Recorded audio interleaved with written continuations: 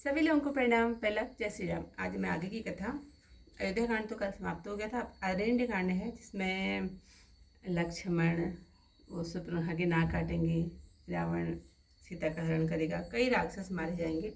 तो इसमें आज अब ये एक एक दो दो चौपाई करके ही होगा शुरू। तो आज शुरू करते हैं अरण्य कांड को। तो बोलो जय श्री राम। मूलम धर्मतरो विवेक जलधे पूर्णेन्दुमानन्दं वैराग्यं भुजभास्करं घन ध्वान्तापहं तापहं मोहाम्बोधर पूगपाटनविधो स्वसंभवं शङ्करं वन्दे ब्रह्मकुलं कलङ्कं समनं श्रीरामभूपप्रियं सान्द्रानन्दपयोद सौभगतनुं पीताम्बरं सुन्दरं पाणो बाणसरासनं कटीलसत्तूणीरभारं वरं राजीवायतलोचनं धृतजटाजूटेन संशोभितं सीतालक्ष्मणं सुयुतं पाथिगतं रामाभिरामं भजे। पंडित मुनि पावहि विरति उमा राम गुण गुण जय हरि विमुख न धर्म रति पावहि मोह विमूढ़।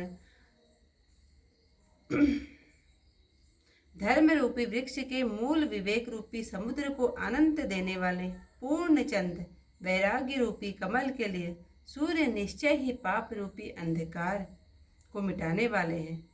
मोह रूपी मेघों के समूह को छिन्न भिन्न करने में आकाश में उत्पन्न वायु रूप ब्रह्म मूर्ति कलंक नाशक तथा रामचंद्र जी के प्रिय भगवान श्री शंकर जी की मैं वंदना करता हूँ, जो आनंद रूपी एवं जल युक्त मेघ के समान सुंदर श्याम शरीर वाले हैं, जो सुंदर पीताम्बर धारण किए हैं, जिनके हाथों में धनुष बाण है, कमर में सुंदर तरकस शोभायमान है, नील कमल के समान विशाल नेत्र हैं, सिर पर जटाजूट सुशोभित है। सीता जी और लक्ष्मण सहित मार्ग में जाते हुए उन परम आनंद देने वाले रामचंद्र जी को मैं बसता हूँ।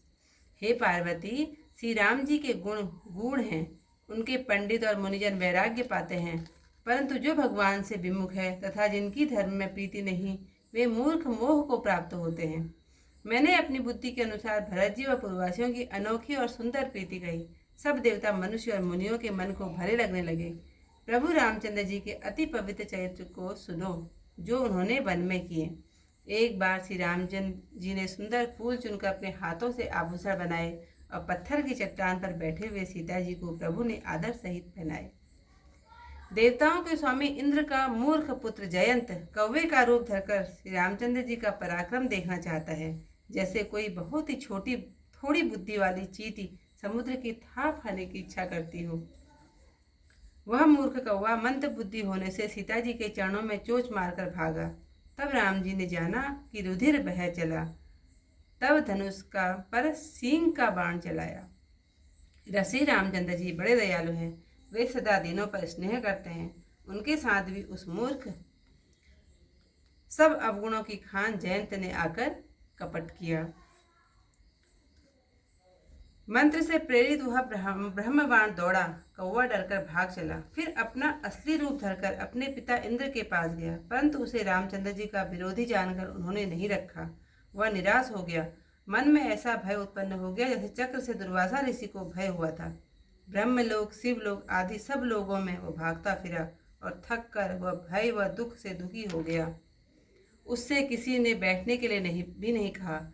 श्री राम जी के शत्रु को कौन रख सकता है। हे गरुड़ सुनो, राम दोही को माता मृत्यु के समान, पिता यम के समान तथा अमृत विष के समान हो जाते हैं। मित्र 100 वैरियों के समान बर्ताव करने लगता है। गंगा जी उनको बैतरणी के समान हो जाती है। सुनो भाई, जो श्री राम जी से विमुख होता है उसे सब जगत अग्नि से भी अधिक गर्म लगता है। नारद जी ने जयंत को बहुत व्याकुल देखा तो उन्हें दया आ गई। उन्होंने संतों का चित्त बड़ा कोमल होता है, उन्होंने उसे तुरंत राम जी के पास भेज दिया। उसने पुकार कर कहा, हे शरणागत, हे हितकारी, मेरी रक्षा कीजिए। आतुर व भयभीत जयंत ने श्री रामचंद्र जी के चरण पकड़ लिया और बोला, हे दयालु रघुनाथ जी, रक्षा करो, रक्षा करो। मैं मंद बुद्धि आपके अतुल बल तथा अमित महिमा को नहीं जान पाया। मैं अपने किए हुए कर्म का फल पा चुका हूँ। अब हे प्रभु, आपकी शरण तक कर आया हूँ, मेरी रक्षा कीजिए। हे भवानी, अति दीन वाणी सुनकर प्रभु ने उसकी एक आंख फोड़कर छोड़ दिया। उसने अज्ञान के वश द्रोह किया, यद्यपि उसका वध ही उचित था, तो प्रभु ने कृपा कर छोड़ दिया। श्री राम जी के समान कृपालु कौन है। इति आज की कथा को यहीं पर समाप्त करते हुए, क्योंकि बहुत लंबा हो जाएगा। पुनर भरत प्रीति में गाई, मति अनुरूप अनूप सुहाई। अब प्रभु चरित सुनहु अति पावन, करत जीवन नुर सुर नर मुनि भावन। एक बार चुनि कुसुम सुहाए, निज कर भूषण राम बनाए। सीत ही पहिराए प्रभु सादर, बैठे फटिक शिला पर सुंदर। सुरपति सुत धरि वायस वेसा, सट चाहत रघुपति पल देखा। जिम पिपीलिका सागर थाहा, महामंद मति पावन चाहा। सीता चरण चौच हति भागा, मुण मंद मति कारण कागा। चला रुधिर रघुनायक जाना, सीक धनुष सायक संधाना। अति कृपाल रघुनायका, सदा दीन पर नेह। तासन आई कीन चलो, मूरख अवगुण गेह। प्रेरित मंत्र ब्रह्म सर धावा, चला भाजी बायस भय पावा। धरि निज रूप गयो पितु पाही, राम विमुख राखा तेहि नाही। भानिरास उपजी मन त्रासा, यथा चक्र भय ऋषि दुर्वासा। ब्रह्म धाम शिव पर सब शोका, फिरा श्रमित व्याकुल भय शोका।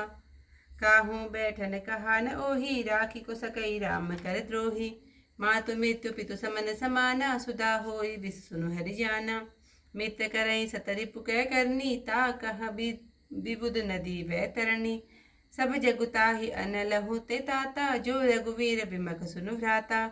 नारद देखा विकल जयंता, लागी दया को मलचित संता। पठवा तुरत राम पहिताही, कहे सि पुकारि प्रणत हित पाही। आतुर सबय गहे सि पद जाई, त्राहि त्राहि दयाल रघुराई। अतुलित बल अतुलित प्रभुताई, मैं मति मंद जान नहीं पाई।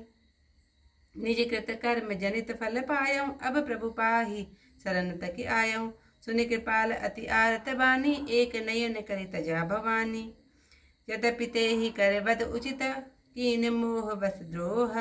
को कृपाल रघुवीर समा, प्रभु छाड़्यो करि छोह। सियावर रामचंद्र पद जय, शरणम शंकर हरि ओम। जय जय सिया राम।